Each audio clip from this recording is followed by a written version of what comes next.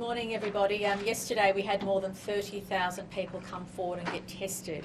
And can I thank each and every one of those people for doing so? Can I still encourage people in southwestern and western Sydney in particular to please come forward and get tested? Every week we are detecting unknown sources, even though it's in relatively low numbers, but every week those numbers accumulate.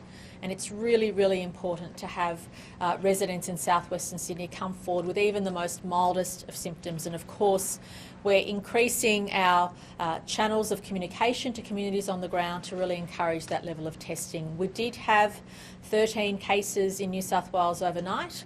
One was of someone in hotel quarantine and 12 were community transmission, and Dr. Chant will give details about that in her report. And I also have with us today Deputy Commissioner Warboys. New South Wales, given the circumstances, has done incredibly well this winter. It's been a difficult month and a half in particular, but thank you to the community for doing the right thing, for really coming forward and getting tested, for heeding the health advice that we're giving. And as a consequence, we've managed to get through this winter with relatively low number of cases. And as the weekend weather warms up, and as spring is upon us, we just want to make sure that everybody thinks about their movements outdoors and is COVID safe. We anticipate that many of the places people normally flock to will be very busy on the weekend, and Deputy Commissioner Warboys and his team and the Commissioner's team are on high alert to make sure that all local, state government authorities appreciate what could occur on the weekend if people don't recognise the need to socially distance. So we're asking everybody, yes, please enjoy the great outdoor weather. Please make sure you do it in a COVID-safe way, and let's get through spring and summer the same way we've got through this winter. So there were 13 cases, new cases of COVID were diagnosed in the 24 hours to 8 p.m. last night, bringing the total number of cases in New South Wales to 3,830.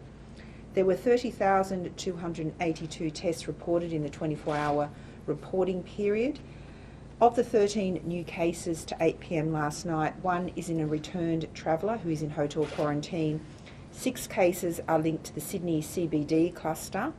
4 are locally acquired with their source still under investigation, and 2 are close contacts of previously reported cases who have not been linked to known clusters. One of the new cases is a student of the St Gertrude's Catholic Primary School in Smithfield. Additionally, a staff member from the Ryde Secondary College was confirmed to have COVID late last night.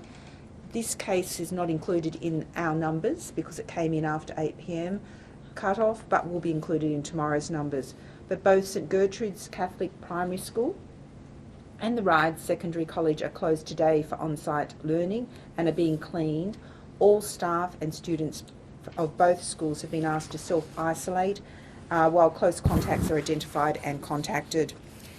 There are 2 new cases, household contacts of previously reported cases who have not been linked to a known cluster, and they attend the Wingham College at Quakers Hill and the Schofields Public School.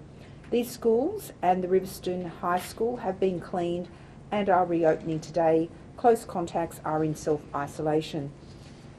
Further investigations have found that anyone who attended the Sydney Tattersall's Club on Monday the 24th of August from 8 a.m. to 2 p.m.